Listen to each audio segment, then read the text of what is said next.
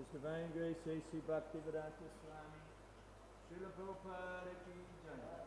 Jai Vishnupad Paramahamsa Parivajracharya Ashto Tadasiddhi Srimad. His Divine Grace Srila Bhakti Siddhanta Saraswati Thakur Srila Prabhupada Ki Jai. Anantakoti Vaishnava Vrinda Ki Jai. ISKCON BBT Founder Acharya Srila Prabhupada Ki Jai. Namacharya Srila Haridas Thakur Ki Jai. ISKCON Guru Vrinda Ki Jai. Prem Sakaho Shri Krishna Chaitanya Prabhu Nityananda Shri Advaita Gadadhar Shivasati Gaura Bhakta Vrinda Ki Jai. Shri Shri Radha Krishna Go Gopinath Shamakun Radhakun Giri Govardhana Ki Jai. Shri Vrindavan Dhamma Ki Jai. Shri Mayapur Dhamma Ki Jai. Jagannath Puri Dhamma Ki Jai. Tulsi Bhakti Devi Ki Jai. Ganga Jamuna Mai Ki Jai. Sankirtan Jagnati Jai. Brihamadanga Transcendental Book Distribution Ki Jai. Grantaraj Srimad Bhagavatam Ki Jai. Their transcendental lordships Shri Shri Pancha-tattva Ki Jai, Shri Shri Radhamadava Ki Jai, Shri Shri Prahlad Nishinga Ki Jai, Srila Prabhupada Ki Jai, Gaur Premanande, Samaveda Bhaktavinda Ki Jai. All glories to the assembled devotees, all glories to the assembled devotees, all glories to the assembled devotees, all glories to Shri Shri Guru and Gauranga. Om Namo Bhagavate Vasudevaya. Om Namo Bhagavate Vasudevaya. Om Namo Bhagavate Vasudevaya. Reading from the Srimad Bhagavatam 6, Canto 3, Chapter 6. Chapter is entitled Creation of the Universal Form. And today we're covering text 1 and 2. So, what's the best way to, you're the expert. What should I do? Should I recite this first and then go back and do 1 and 2? I mean, or do, that's the standard here. Okay, I don't want to deviate. Okay.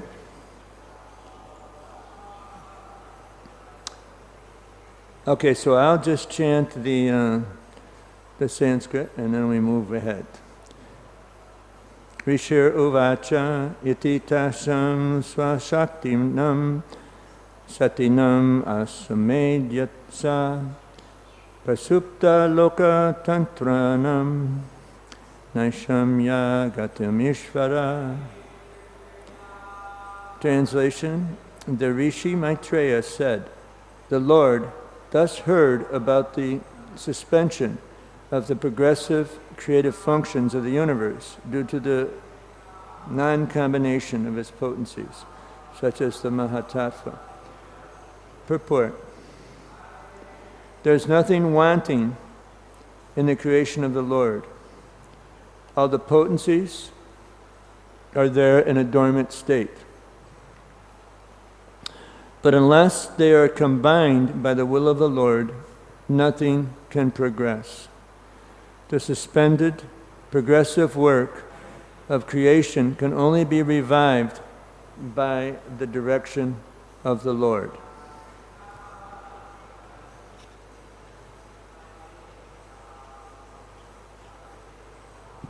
Okay, so number 2.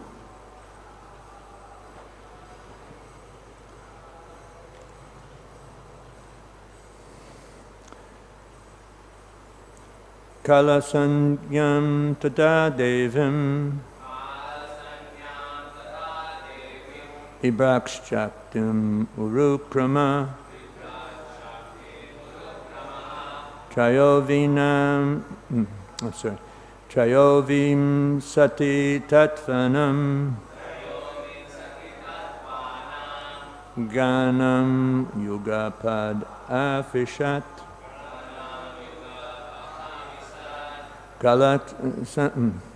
Kala-saññam tada devim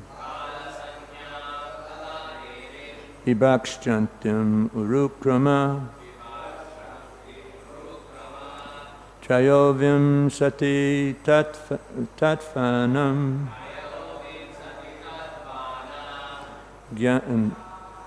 janam yugapad avishat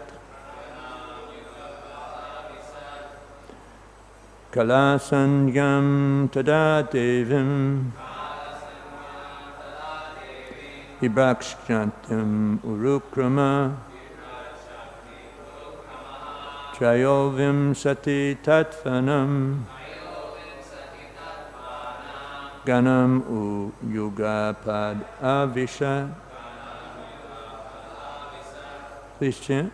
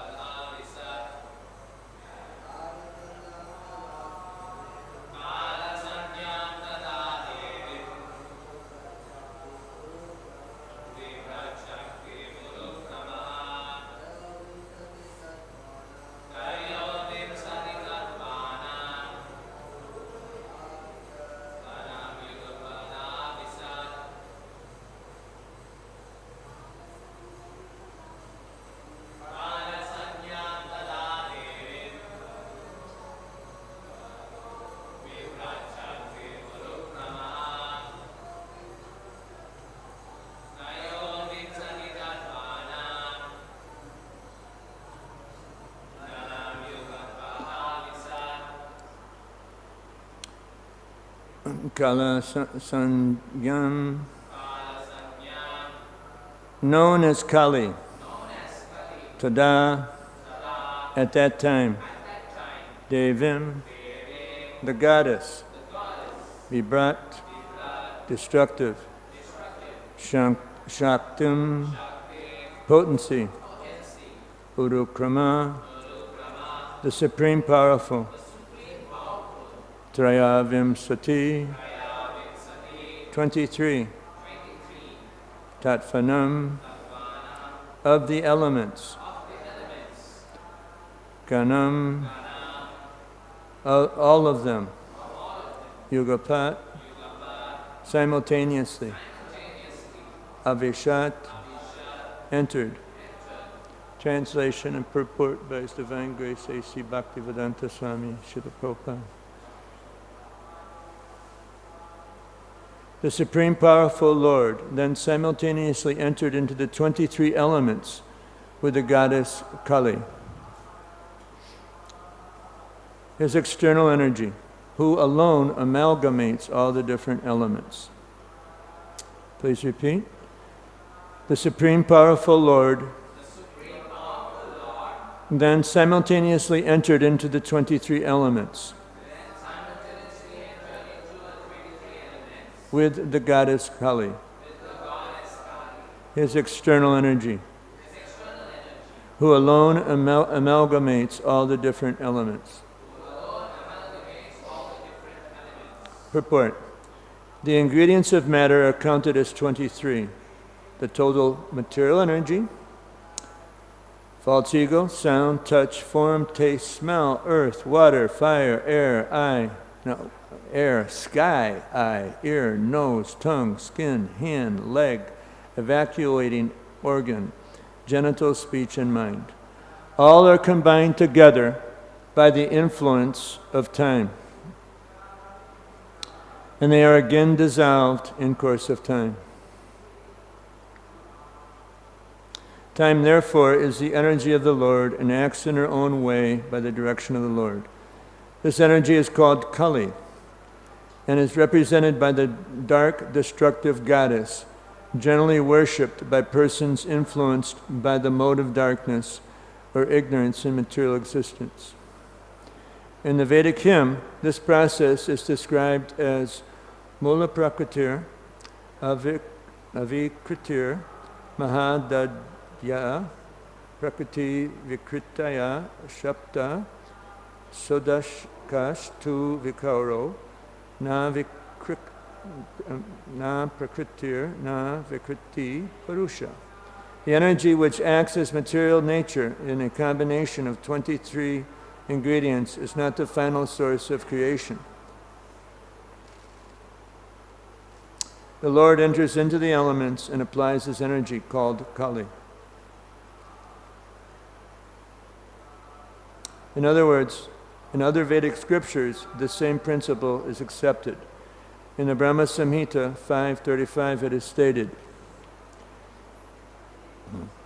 Ekopi aso rachati, Ekopi aso rachayitam jagadananda kotim yakshaktir asti jagadananda chaya yad ananta anantarasta paramanu chayantarastam govindamadi parusham tamaham bhajami. I worship the primeval Lord Govinda, who is the original personality of Godhead. By his partial plenary expansion, Mahavishnu, he enters into material nature and then into each and every universe as Garbhodakshay Vishnu and then as Kshirodakshay Vishnu into all of the elements, including every atom of matter. Such manifestations of cosmic creation are innumerable, both in the universes and in the individual atoms. Similarly, this is confirmed in Bhagavad Gita 10.42. Atava bahunaitena kim gyantena tavarjuna ishtabhyaham idam krishnam ekam sena stito jagat.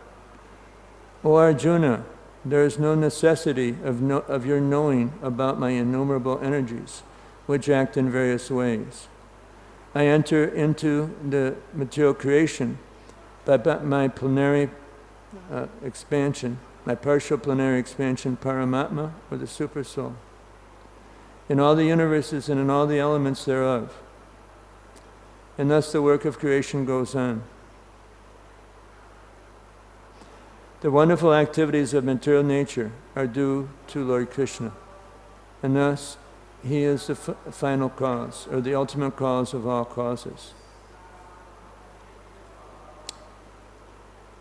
Kala sangyam tata devam vibhakshaktim arukrama chayovim sati tattvanam ganam yugapad avishat.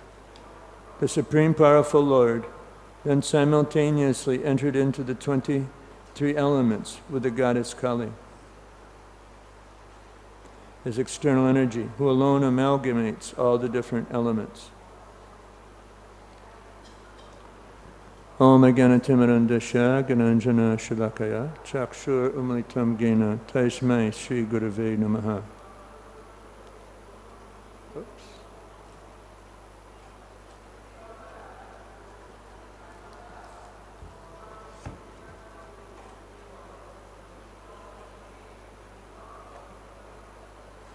Oh, Krishna.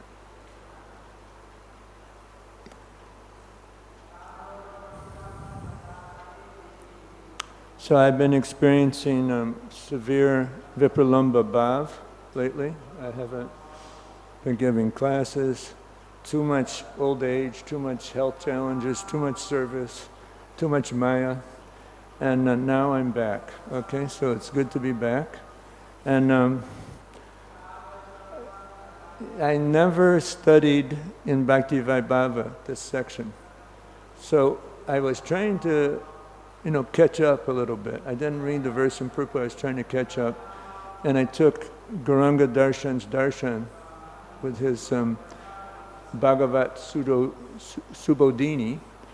And then I started having a nervous, got to get closer, okay. Hare Krishna. Wow, the sadhu appears. Hare Krishna. So, so I started. Is that okay now? Should I put it in my mouth? No. No. Oh, there's a volume. Oh, okay. Is that all right? Shanti, shanti, shanti. Okay. I got a loud voice, so they kind of automatically turn it down so I don't blow out the speakers and everyone's minds. Okay, so, so as I was taking darshan of Gauranga Darshan's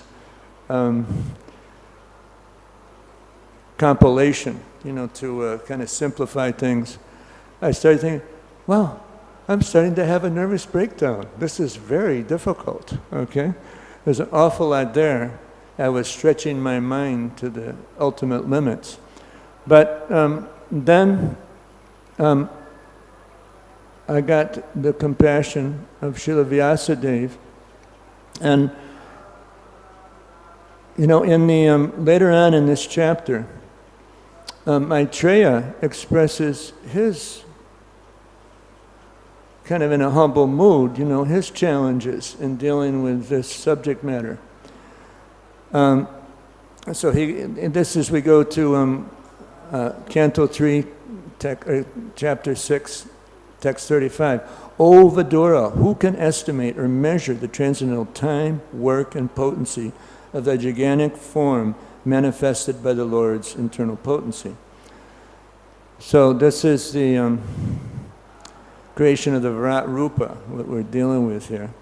And that was what was also covered in the last chapter, the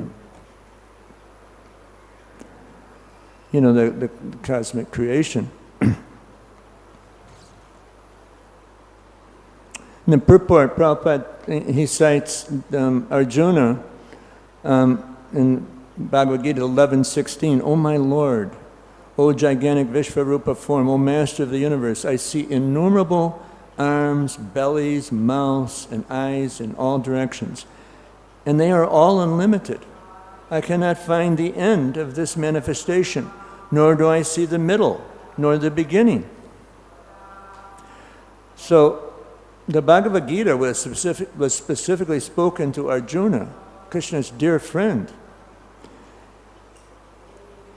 And the Vishvarupa appeared before him at his request. So, and he was awarded the special eyes to see the Vishvarupa or the Virat Rupa. Yet he was unable to see the Lord's innumerable forms, arms, and mouths. He was unable to see him completely. Okay, what to speak of me, okay?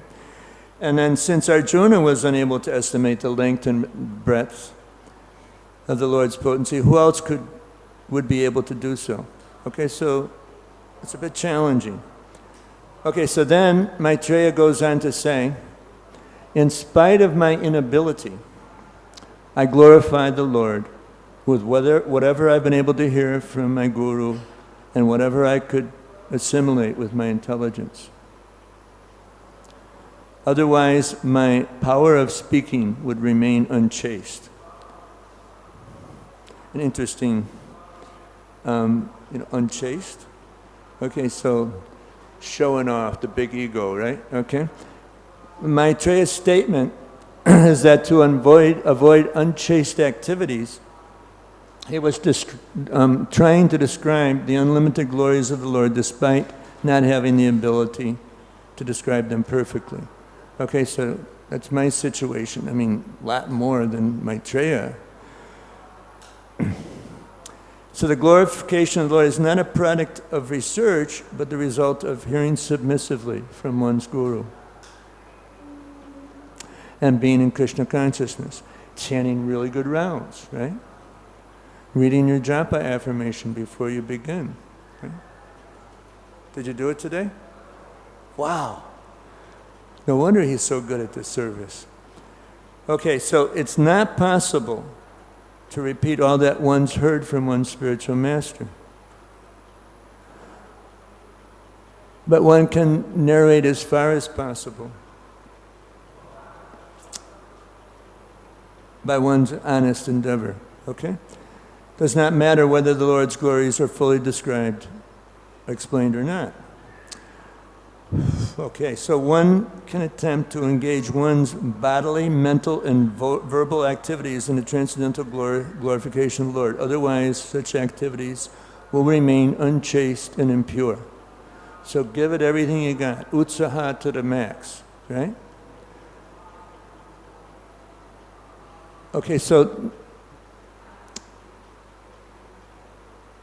I'm going to ask you a question. Why did Krishna create the cosmic manifestation? Anybody know? Two people know. Okay. Anybody not know? Okay. He did it out of love for each one of us, right? Because we were bad boys and girls. We left, his divine association. We wanted to engage in sense gratification rather than satisfy his senses. So, icha dvesha samutvena dvandvo mohena bharata sarvabhutani samhoham sargayanti parantapa. So this is Bhagavad Gita 7:27. And it describes kind of why we came here, out of icha dvesha, a desire to enjoy, like I'm the center of the universe. Does that ever happen to any of us? Yeah? Do you feel like you're the center of the universe sometimes? That's what false ego does for us, right? So, and then we want to be God. We're envious. Envious of each other, envious of the Supreme Lord. And the Mayavadis, they want to merge. I want to be God, right? So, and then there's one of my favorite shlokas in this regard is from, it's 11th canto, 2nd chapter, 37th verse. But Prabhupada also, he translates it in, okay, look it up, make sure you get it right now, Rasamaya. Nityananda Prabhu. Prabhupada also translates it, Madhya Lila 20, 119. This is Rupa Goswami Shiksha. Bhayam dutiyabi nivesha tashad ishare petasho viparyo smiti tanmaya yato buddha abhajetam bhaktyai kayesham guru deva tatma. When the living entity is attracted by the material energy, which is separate from Krishna, he is overpowered by fear, anxiety. Because he is separated from the Supreme Personality Godhead by the material energy, his conception of life is reversed. In other words, rather than seeing himself as Krishna's servant, he becomes Krishna's competitor. This is called viparyo smriti. Viparyo smriti, reversal, life reversal. To nullify this mistake, one who is actually learned and advanced worships the Supreme Personality of Godhead as a spiritual master. Interesting way that Prabhupada's phrased that. When they translated it in the 11th canto, his disciples, they didn't do it that way. But this is really sweet, and Prabhupada comments in the Purport about that. So he worships the Supreme Personality of Godhead as a spiritual master, Chaita Guru, right? Worshipful deity and source of life. He thus worships the Lord by the process of unalloyed devotional service.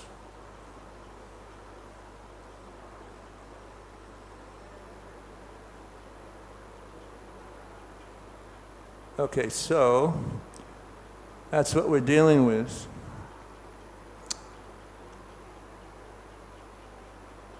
Oops, my brain just fell down here. This is my brain, okay? You'll see what it's like when you get to be 75. Krishna. Okay, brain, cooperate now. So, it's interesting that in the purport of the second verse,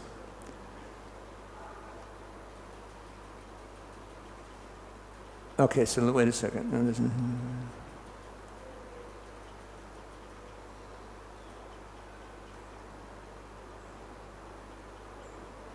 Okay, so there's a very interesting thing that brought me out of my nervous breakdown mentality, okay?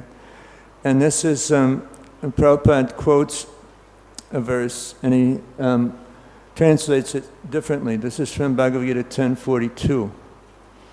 Atava bahunaitena kim yatena tavarjuna ishtam baham idam krishnam ekam sena stito jagat. O Arjuna, there's no necessity of your knowing about my innumerable energies, which act in different ways. I enter into the material creation by my partial plenary expansion Paramatma, or the Supersoul, in all the universes and in all the elements, and thus the work of creation goes on. So in the Gita, so it's similar, in other words, okay? Then Prabhupada in his translation from the Gita, but what need is there, Arjuna, for understanding all this detailed knowledge, which is a single fragment of myself? Well, no, I'm sorry, with a single fragment of myself, I pervade and support this entire universe. So, he had this is after describing the opulences of the Absolute. And anybody know what some of the opulences of the Absolute are that are listed in this section of the Gita? Okay, so what about of demigods I am... Wow, you get a piece of burfi after class for that one. I'm impressed. Okay, so then of senses I am the... Not you. Anybody? Okay, that's right. And of mountains, I am... Okay, you're doing pretty good, okay. Of water bodies, I'm impressed. Of sacrifices, I am... Huh? Japa, of course, come on, wake up, guys. Okay, so... But Krishna is basically saying it's not required that you know all these little details. Okay, so I had practically memorized chapter 5, and then I find out, oh, now I don't have to have a nervous breakdown. Okay, so. And then after Prabhupada, okay, so here's what Prabhupada says. O Arjuna, there's no necessity of your knowing about my innumerable energies, which act in various ways. I enter in the material creation by my partial plenary portion Paramatma, or the Supersoul, in all the universes and in all the elements thereof, and thus the work of creation goes on. So we just have to understand Krishna is behind all of this. Okay? And then Prabhupada, after he gives that slightly adjusted translation of Bhagavad Gita 10:42, he says, the wonderful activities of the material nature are due to Lord Krishna, and thus he is the final cause or the ultimate cause of all causes. Everybody got it? So what's the benefit that accrues to us if we understand that?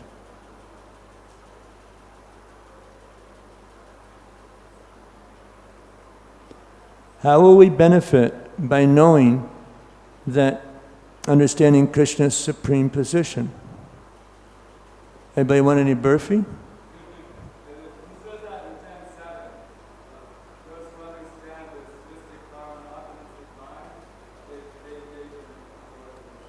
They what? They entered devotional service. Okay. I was thinking of starting with 10:8. Okay? But that's, that was, the good, we're getting into the Chatur Shloki, Bhagavad Gita, right? Aham savasya prabhavo mata savam pravartate iti matva bhajante mam buddha bhava samavitaha. So I'm the source of all spiritual and material worlds. Everything emanates from me. The wise who know this perfectly, and the wise who perfectly know this, engage in my devotional service and worship me with all their hearts. So it's significant. It may not be required that we know all the little details and have a nervous breakdown before giving a Bhagavatam class, but if we understand that Krishna is the ultimate cause, the sarva karana karanam, that, it's all coming from him. And why does he do this? Why does Krishna create the cosmic manifestation? 7 pieces of burfi if you get this one right. Okay, it's important. Okay, I'll tell you. I don't want you to get infected gums from eating too much sugar. But the challenge is that he misses his separated parts and parcels. You know, they become nitya buddhas. And out of love, out of compassion, he creates this cosmos to give them an opportunity to become reinstated and you know, resume the rasa that they have with Krishna and experience so much happiness.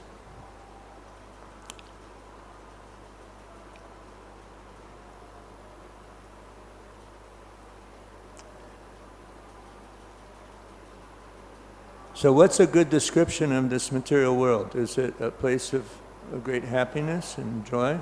What would be a better way to describe it in Sanskrit? 2 Sanskrit terms. I say it really loudly. It's temporary and it's miserable, okay? Has anybody experienced sufficient misery in this lifetime? It's been a good impetus to take up bhakti, right? Okay? So just don't go there, Vaishnavas and Vaishnavis, you know, it's the torture chamber, but it's specifically designed that way by Krishna. Why? So they will take shelter. So if we understand that Krishna is behind everything, then we'll engage in devotional service, because we understand He's the control. He's arranged everything in my life. And He actually's done it out of love. You know, like it's very difficult for someone who hasn't taken up bhakti yet to get that. But Prabhupada says in the Purport to 1.9.19, the tribulations that a devotee undergoes, in other words, the suffering, is another transcendental bhav with the Lord. So He does it to help us, just like Jivanath yesterday, he gave the Bhagavad Gita class in the MCF's hall on Saturday night, and we're running out of time. Oh man, I got to move here. Okay, and he had a scooter accident. He ran into some muddy, and he said, can't imagine how I didn't fracture my skull or my hip, you know. But he got cut all over and all these, you know, bodily injuries, pain. Another transcendental bhav with the Lord, to go deeper in our relationship with Him. That's my experience over the years, you know, in so many tribulations. So,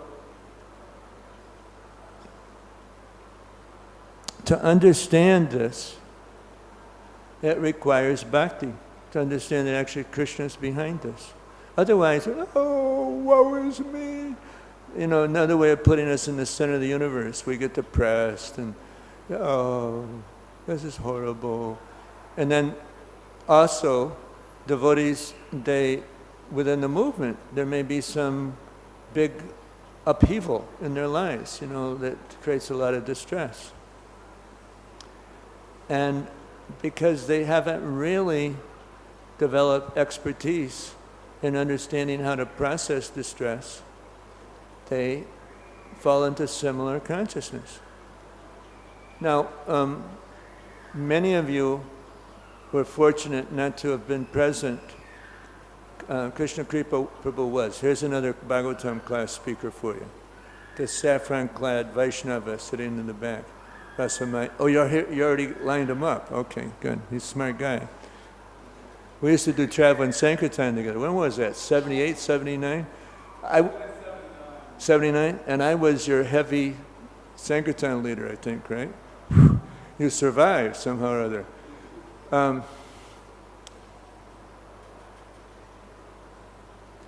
So Krishna Kripa Prabhu and myself, we were present during the mid-80s when our movement went through very disastrous circumstances.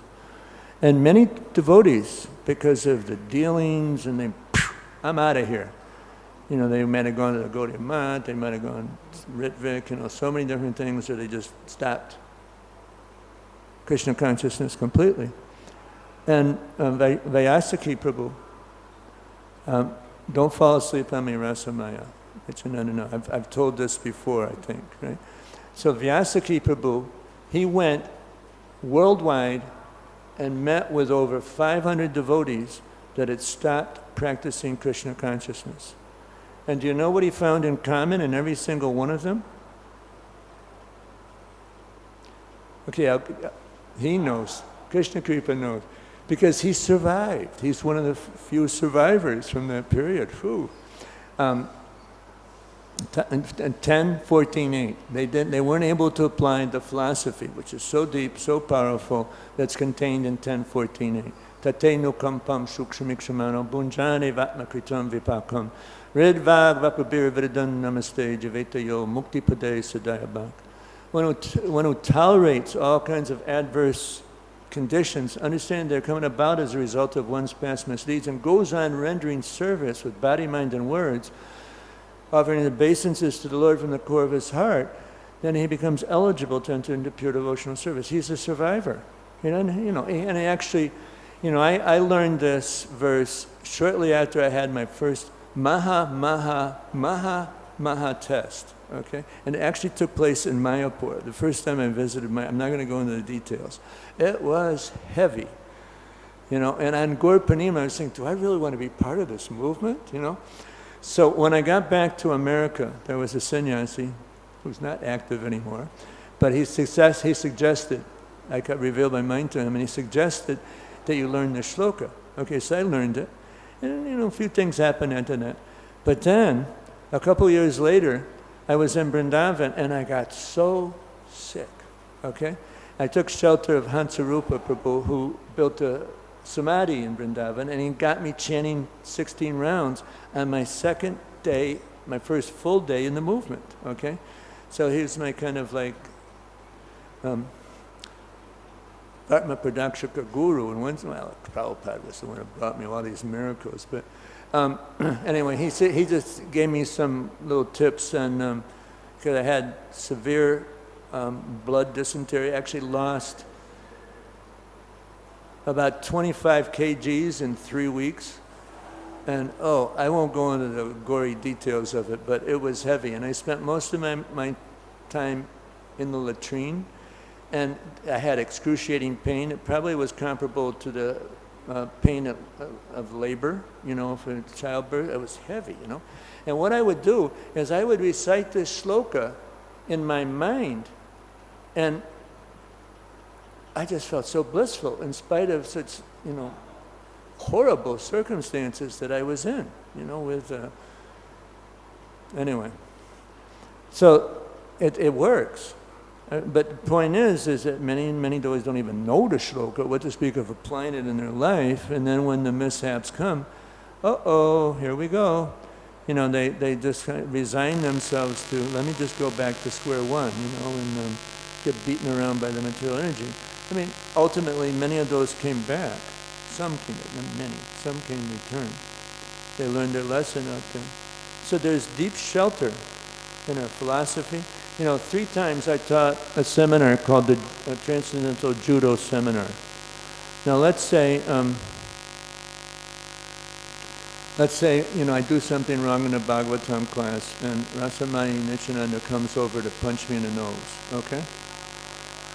He gets pretty mad sometimes, So because I'm expert in Transcendental Judo, I got a black belt. I take his arm, which is going to punch me in the nose, maybe break my nose, and I use that force to flip him over. That's what happens in judo, okay? So I taught 3 times the Transcendental Judo Seminar.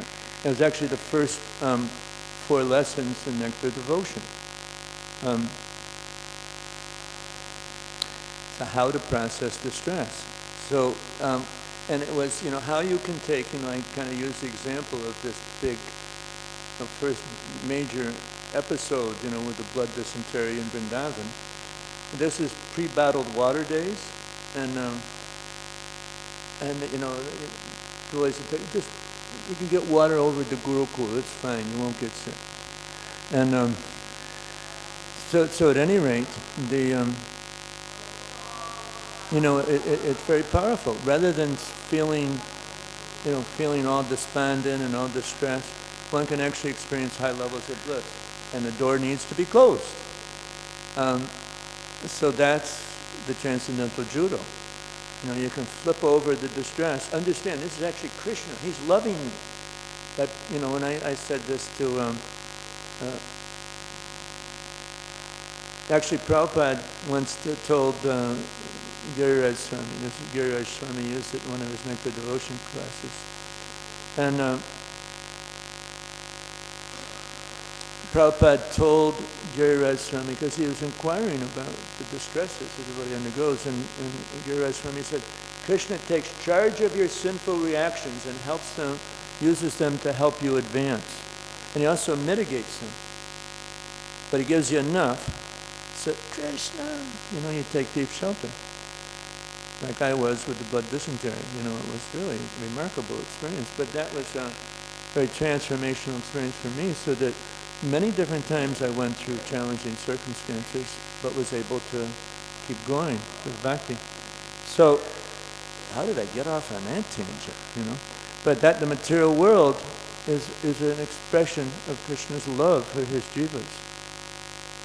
Then he does it very, it's amazing. You know, you look around, all the little insects that are here in Mayapur, and, you know, all the devotees, and, you know, how does it all work? You know, it's like inconceivable. But yet, there's a tremendous power, tremendous shakti behind all of it, which, if we handle it according to the instructions of Guru, Sadhu, and Shastra, we can make very, very rapid advancement. We can get free from the clutches of Maya. We can function in the material world without being in Maya. That's the formula. So we can actually experience, just like Prabhupada, he was so blissed out all the time.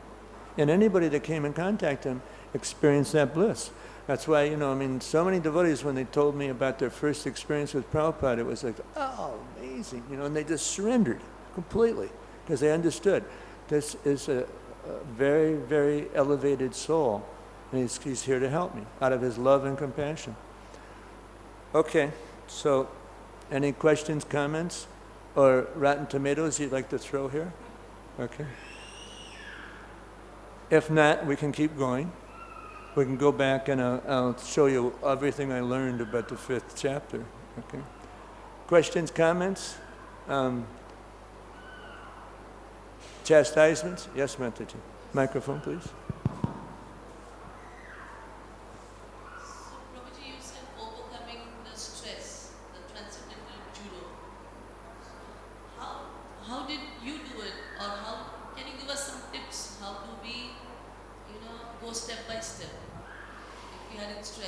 Okay, well, first of all, I would learn, if you already haven't got it there, and you've got it, because it's one of the required memorization slokas, I think, is it in Bhakti Shastri? Yeah. Is it in Bhakti Shastri? No, it's not required in Bhakti Shastri. Probably Bhakti Vedanta, which you're about ready to enter. So learn Bhagavatam 10:14 ASAP. That's the first thing. Second thing is maintain very, very, very strong sadhana practices, knowing that Krishna will test, excuse my American English, test the hell out of you. Okay? You were in America, so you know that's a common phraseology. He's going to test you to see how sincere you are. And those tests, my experience with the tests is that they're actually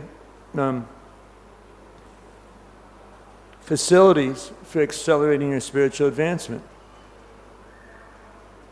Looking back, you know, sometimes, oh my God, you know, some of the things that I went through. While I was going through it, it was like, oh.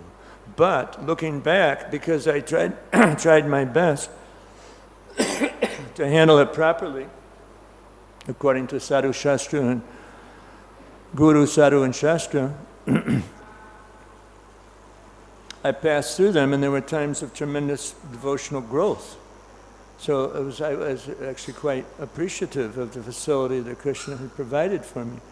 It was like, I think it's in later on in the third canto, where Prabhupada describes how the process of bhakti dissolves, this is in the Kapila Shiksha, dissolves the false ego. It's basically what we're dealing with when we can't process distress. It's a bodily identification. Fear overcome bayam dutti yabinivesha tashad ishari petasha vipariyo shmiti.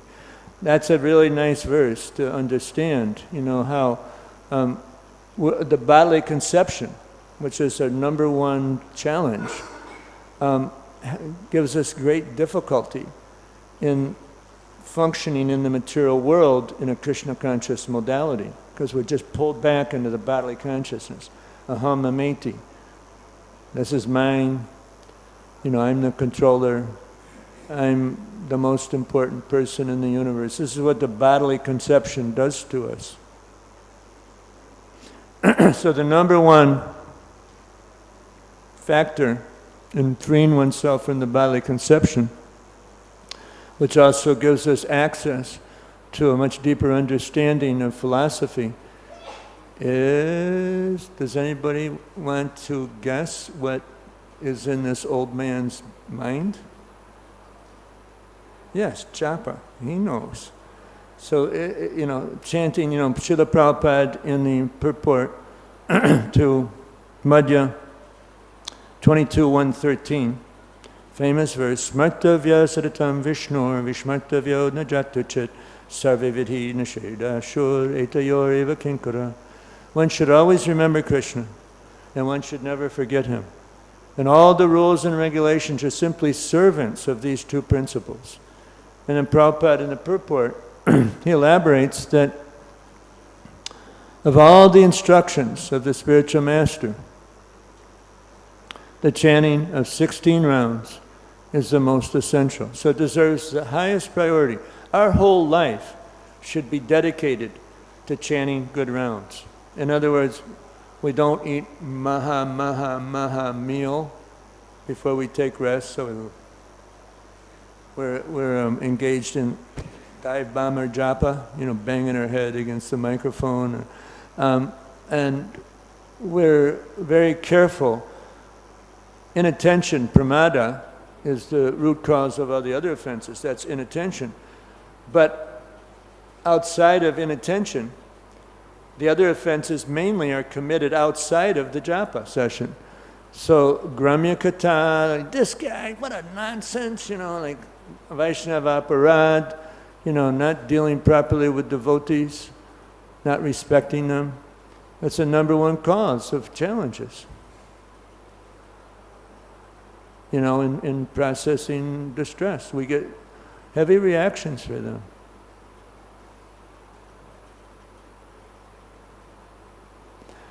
And, you know, I think another real important issue, you know, Srila Prabhupada in the Purport to text 4,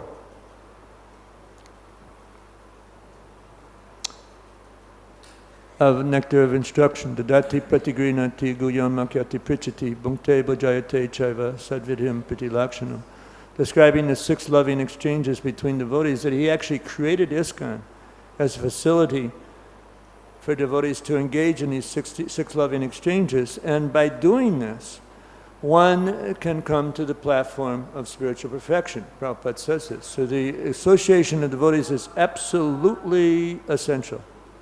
So in other words, sometimes the challenges are so great, and the challenges sometimes impact one's faith, because there might be some, you know, our perception is that there may be some out of alignment with, you know, Prabhupada's mood and mission with a leader that we're under.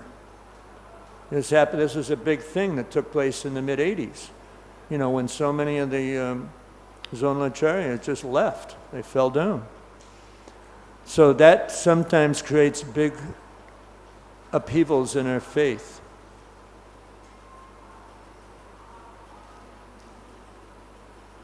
But if we had someone that we can reveal our mind to in confidence, a senior devotee that's trusted, we can get through them. We can get through any challenge with that.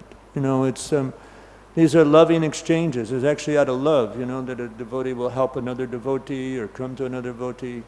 So we see it in that way. The Sangha of Vaishnavas is what's really required for us to advance. If we aren't active in that Sangha, then there can be serious problems that come about. Like there was one devotee in the early days of Mayapur, I can't think of his name, but he was interested in chanting 64 rounds a day. So he lived in a tree house somewhere. Prabhupada didn't approve of it at all. And he was chanting 64 rounds a day, but then shortly after, he wasn't active anymore. So the association of devotees and, the following the instructions of Srila Prabhupada, I mean, seriously. There was when we were having a discussion on our Prabhupada network team, and Krishna Vijay Prabhu, who's in charge of security, was participating in the discussion. And this was about sadhana practices, and he estimated out of over 7,000 devotees in Mayapur, guess how many attends the temple, come to the temple program? Out of 7,000. His estimate. Anybody want to give me a percentage? 1? You're right. Yeah, it's 10%. He said, so that's 700 out of 7,000, if my arithmetic's correct. I think it is. And Prabhupada, this was something that was unthinkable during Prabhupada's presence. Completely unthinkable. Matter of fact, Bir Krishna Maharaj, she's a GBC in North Carolina, and before the Bhaktivedanta Veda-based folio was released to the public, there was a Das version. Don't ask me what a Das version is, but it's kind of like, it's in creation, okay? And the IT experts know about these things, but not dumb old me. So he was looking at all of the letters that Srila Prabhupada wrote to the GBC, and he found one thing in common in practically every single one of the letters, that their primary responsibility was to make sure that everyone in their temples attended the full morning program.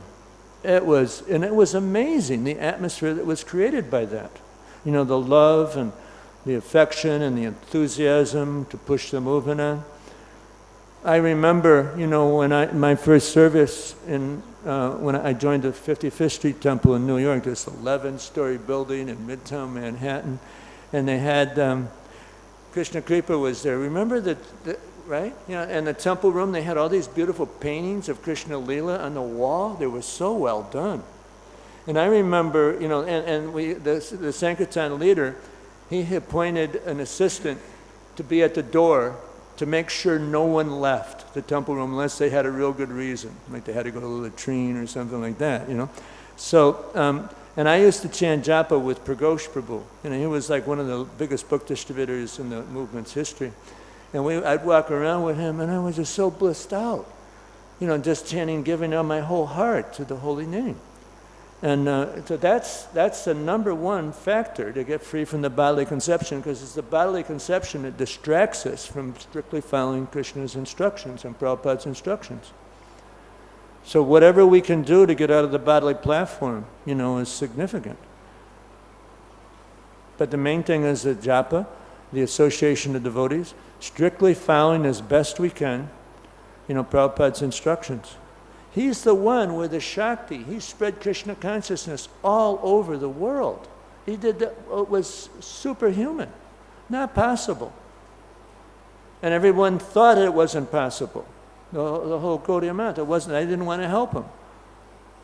Different reasons, but they just didn't think this ain't going to work. But it worked. It worked unbelievably. It was all predicted at the time of his birth. An astrologer, he'll go around the world, establish 108 temples. It was predicted in the Brahma Vaivarta Purana. The mantra upashaka, he will come. Did I tell this story before? Anybody hear it? No? It's one of my favorite leelas about Prabhupada, and it was not so well known in our movement. We know about the golden age of 10,000 years of Krishna consciousness. And Ṛṣi Maitreya is about ready to punch me in the nose because I'm getting close to the time deadline. And what to speak of the deities. So Ganga Devi, she comes, Krishna, Krishna, Kali Yuga is about to manifest. And there'll be so many sinful people bathing in my waters. What will I do with all of their sinful reactions? And Krishna said, Ganga Mata, don't worry. In 5,000 years, my mantra Upashaka, the worshipper of the holy name, will come. He'll spread Krishna consciousness all over the world, make many pure devotees. They'll come and bathe in your waters and free you from these sinful reactions. And the golden age of Krishna consciousness will be started by this mantra Upashaka, Vaishnav, and it will continue for 10,000 years. We heard about the 10,000 years, but ISKCON scholars finally discovered the first part of that, and that was the mantra Upashaka. Prabhupada, out of his humility and transparency to Krishna, didn't reveal that to us. But in the 1996 Vyasa Puja introduction, Vyasa Puja book published by DBC or whoever, that came out, you know, that Lokanath Swami. This is Srila Prabhupada's centennial. It's for Srila Prabhupada. What to speak of the Senapati Bhakta, you know, this field general spreading Krishna consciousness all over the world. And 10 years before Srila Prabhupada manifests, Sajjana Toshini, Bhaktivinoda Thakur wrote in Sajjana Toshini, soon a great personality will come and spread the chanting of Hare Krishna all over the world. That was Prabhupada.